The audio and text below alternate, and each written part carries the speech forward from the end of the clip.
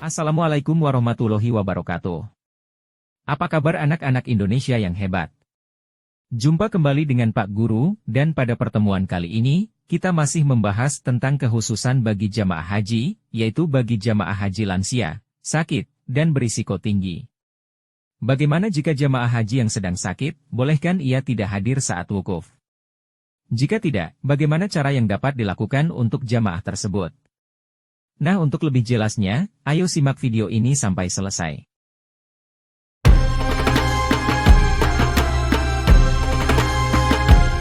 Anak-anakku sekalian yang Pak Guru banggakan. Sebagaimana yang telah kita bahas pada video pembelajaran yang lalu, tentang kekhususan bagi jamaah perempuan yang haid, bagi jamaah lansia dan sakit pun ada kekhususannya dalam menjalankan rangkaian ibadah haji.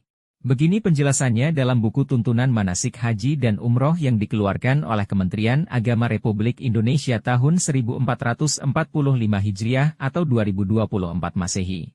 Kekhususan haji bagi jamaah haji lansia, sakit dan berisiko tinggi. Jumlah jemaah haji dengan kondisi fisik lemah dan berisiko tinggi akibat usia lanjut menempati urutan teratas di antara ratusan ribu jumlah jemaah haji Indonesia.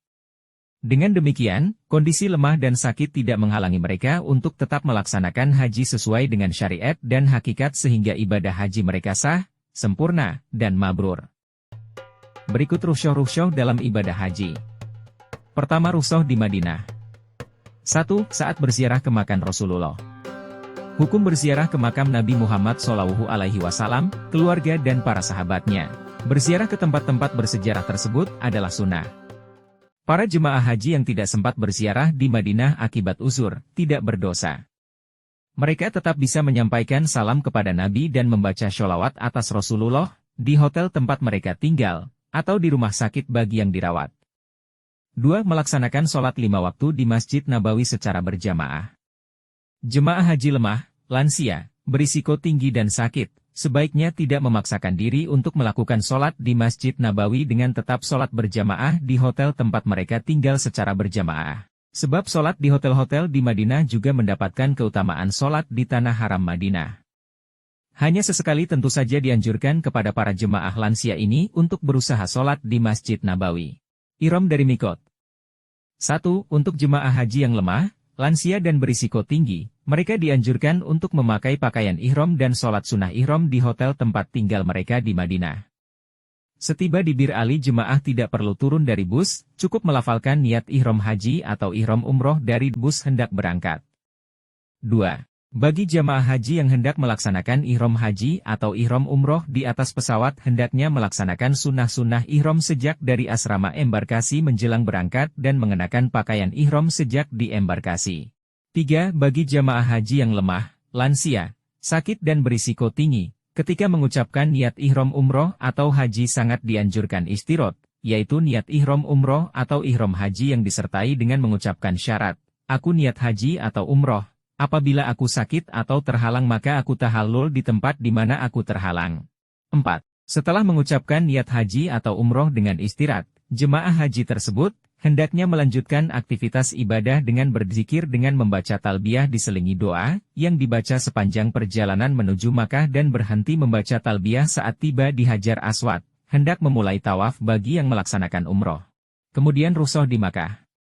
1. Setelah tiba di Makkah dan menempati kamar hotel, jemaah haji lemah, lansia dan berisiko tinggi dianjurkan tidak terburu-buru menuju Masjidil Haram. Mereka disarankan beristirahat dan tidur yang cukup untuk memulihkan kebugaran tubuh. Rasulullah SAW, ketika melaksanakan haji wada, bermalam di Situa lebih dulu untuk beristirahat, lalu sholat subuh dan mandi, kemudian ke Masjidil Haram untuk tawaf dan sa'i. 2. Perjalanan tawaf mengelilingi Ka'bah 7 kali putaran harus dalam keadaan suci dari hadas dan najis. Sedangkan sa'i 7 kali perjalanan antara Syafa dan Marwa disunahkan dalam keadaan suci. Jika jemaah haji lemah dan sakit kebetulan menderita besar dan buang angin terus-menerus, mereka boleh dan sah melaksanakan tawaf tidak dalam keadaan suci dari hadas kecil dan tidak dikenakan dam. Para ulama sepakat barang siapa terkena najis yang tidak mungkin dihilangkan, misalnya orang yang kencing terus-menerus atau istihadoh, dia dapat melaksanakan tawaf tanpa dikenakan sanksi apapun. 3. Tawaf dan sa'i dapat menggunakan kursi roda, baik dengan membawa sendiri atau menyewa. Jemaah bisa menggunakan jasa sewa skuter matic yang disediakan khusus di lantai 3 mezanine. Pengelola Masjidil Haram menyediakan skuter matic dengan dua model, single dan double. Skuter dapat digunakan untuk tawaf sekaligus sa'i dalam waktu sekitar 1 jam. Tawaf dan sa'i dengan cara digendong, menggunakan kursi roda atau skuter matic, adalah sah secara hukum. 4. Menurut Ibnu Abbas radhiyallahu anhu seluruh tanah haram Makkah adalah Masjidil Haram. Para jemaah haji lemah dan sakit tidak perlu memaksakan diri sholat fardu di Masjidil Haram jika bisa berakibat buruk pada kesehatan fisik mereka.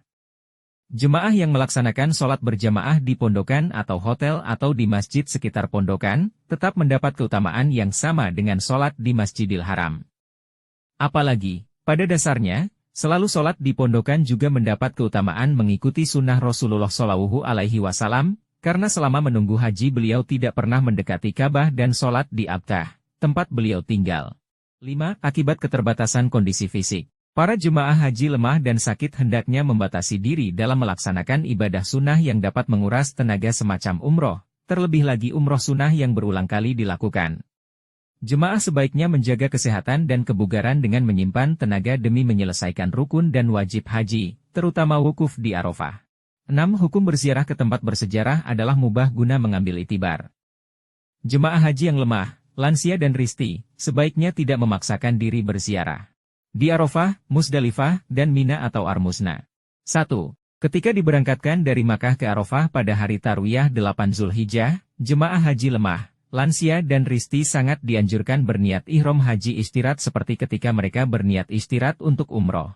2. Jika sebagian jemaah di kloter ada yang menuju Mina pada 7 Dzulhijjah, jemaah haji lemah dan sakit tidak perlu mengikuti kegiatan ke Mina tersebut, apalagi dengan berjalan kaki. Hukum melaksanakan perjalanan ke Mina sebelum Arafah adalah sunnah. 3. Pada saat di Arafah hendaknya semua jemaah haji hendaknya berlapang dada, tidak menggerutu atau mengeluh ketika menerima fasilitas yang terbatas. Sebab tujuan di Arafah adalah untuk ibadah dan mendekatkan diri kepada Allah Subhanahu wa Ta'ala. 4. Karena fasilitas mandi cuci kakus terbatas, jemaah yang memiliki kebiasaan sering buang air kecil sebaiknya menerapkan sifat sabar ketika antre mendapatkan giliran. 5. Bagi jemaah lansia, sakit dan risti, ada dua kemungkinan cara berhaji atau wukuf. Apapun jenis haji yang diambil, jemaah haji hendaknya menerima ketentuan itu dengan ikhlas karena Allah Subhanahu wa Ta'ala. Kedua cara tersebut. 1. Jemaah haji yang mampu secara fisik, sehat dan kuat, atau dalam kondisi sakit ringan. Dihadirkan di Arafah pada 9 Zulhijjah untuk melakukan wukuf, bersama-sama dengan rombongan satu kloter. 2. Jemaah haji yang dirawat di rumah sakit melakukan wukuf dengan dua kemungkinan. Pertama, jemaah haji sakit yang tidak bergantung pada alat dibawa ke Arafah dengan bus atau ambulans yang disediakan oleh pihak rumah sakit untuk menjalani proses safari wukuf. Wukuf dilakukan hanya sejenak di siang hari 9 Zulhijjah di dalam bus atau ambulans. Selesai wukuf, jemaah haji diantar kembali ke rumah sakit untuk menjalani perawatan selanjutnya. Kedua, jemaah haji yang dirawat di rumah sakit dan fisiknya benar-benar lemah, dengan kondisi yang tidak memungkinkan hadir di Arafah walaupun dengan cara safari wukuf, tidak perlu khawatir karena proses hajinya dibadalkan. 6. Jemaah yang wafat sebelum ke Arafah 9 Zulhijjah, baik wafat saat di embarkasi, dalam perjalanan, di Madinah atau di Makkah, dibadal hajikan oleh petugas haji. Pelaksanaan badal haji dibuktikan dengan sertifikat ijazah badal haji yang dikeluarkan oleh Ketua PPIH Arab Saudi. 7. Mabit di Musdalifah, yaitu bermalam atau berhenti sejenak pada malam 10 Zulhijjah, adalah salah satu wajib haji yang tidak boleh ditinggalkan kecuali oleh jemaah yang mendapat uzur syar'i.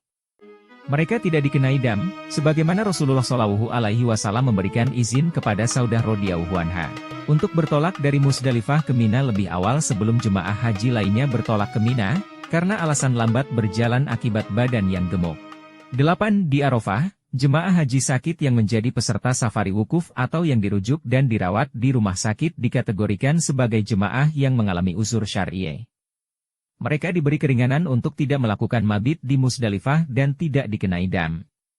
Demikian juga jemaah sakit yang sedang mabit di Muzdalifah kemudian dirujuk dan dirawat di rumah sakit.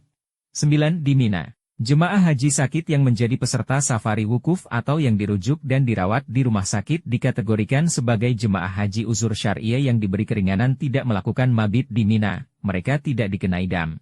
10. Mewakilkan lontar jamrah hukumnya sah. Karena itu, kewajiban melontar jumroh kubro atau akabah pada 10 Dzulhijjah dan melontar jamrah sugra, wusta dan kubro bagi jemaah lemah, lansia dan risti seyogianya diwakilkan oleh keluarga, teman seregu atau petugas haji. 11 Jemaah haji lemah, lansia dan risti yang kewajiban melontar jamaratnya telah diwakilkan kepada orang lain, hendaknya segera mencukur rambut untuk tahallul awal setelah menerima laporan dari orang yang mewakilinya bahwa kewajibannya telah ditunaikan. 12 Jemaah haji peserta safari wukuf yang dirawat di rumah sakit pada 10 Dzulhijjah boleh mencukur rambut tanpa menunggu laporan dari petugas yang mewakilinya. Setelah mendapat laporan dari yang mewakili bahwa jamrah sudah dilontar berarti sudah tahallul. Di Makkah setelah Armusna. 1. Setibanya di Makkah, jemaah haji dianjurkan untuk beristirahat yang cukup, selanjutnya bersiap-siap melaksanakan tawaf ifadah. Jemaah haji lemah, lansia dan risti dianjurkan melakukan tawaf ifadah menggunakan kursi roda. Bagi jemaah yang disafari wukufkan, yang terhalang tidak bisa melaksanakan tawaf ifadahnya dibadalkan dan dilaksanakan oleh petugas haji. 2. Jemaah haji lemah, lansia dan risti sebaiknya tidak memburu ibadah-ibadah sunnah yang membutuhkan tenaga ekstra pasca mabit di Mina, misalnya dengan selalu datang untuk sholat berjamaah di Masjidil Haram, melakukan umroh sunnah, atau melakukan tawaf sunnah berulang-ulang. 3. Sebelum meninggalkan Makkah, jamaah haji lemah, lansia dan risti dianjurkan melakukan tawaf wada, dengan menggunakan kursi roda atau skuter matic jika kondisi di sekitar Ka'bah penuh sesak. 4. Jemaah haji lemah dan sakit yang benar-benar tidak mampu melakukan tawaf wada, dapat mengambil pendapat Imam Malik yang mengatakan hukum tawaf wada adalah sunnah dan bagi orang sakit atau uzur yang meninggalkan tawaf wada, tidak dikenakan dam. Badal haji. Badal secara bahasa berarti mengganti, mengubah, atau menukar. Badal haji adalah diwakilkannya pelaksanaan ibadah haji seseorang oleh orang lain. Badal haji diberlakukan bagi 1. Orang yang sudah berkewajiban melaksanakan. 2. Orang yang sudah mencapai derajat istithoah kemudian dia sakit berat sehingga timbul masyakoh sebelum pelaksanaan haji. 3. Jemaah haji Indonesia yang sudah berangkat atau berada ke Arab Saudi, kemudian sakit berat atau wafat sebelum wukuf, maka hajinya dibadalkan. Jemaah yang berhak dibadalkan pelaksanaan hajinya adalah jemaah yang meninggal dunia di asrama haji embarkasi, di perjalanan, atau di Arab Saudi sebelum melaksanakan wukuf. Jemaah yang sakit dan tidak dapat disafari wukufkan karena pertimbangan keselamatan atau sangat bergantung pada peralatan medis. Jemaah yang mengalami gangguan jiwa. Badal haji dilaksanakan oleh petugas haji yang ditunjuk dan dibiayai oleh pemerintah. Pihak keluarga atau jemaah tidak dikenakan biaya atas pelaksanaan badal haji. Sebagai bukti atas pelaksanaan badal haji, pemerintah melalui Ketua Dakar Makkah akan memberikan sertifikat badal haji kepada keluarganya. Demikianlah anak-anak pembahasan kita kali ini tentang kekhususan bagi jamaah haji lansia, sakit, dan berisiko tinggi. Semoga dapat menambah pengetahuan dan wawasan kita serta dapat meningkatkan kecintaan kita kepada Rasulullah, serta juga dapat meningkatkan keimanan kita kepada Allah Subhanahu wa Ta'ala. Jangan lupa untuk menyimak video-video lainnya dari Bang Nurdin di channel ini. Terima kasih. Wassalamualaikum warahmatullahi wabarakatuh.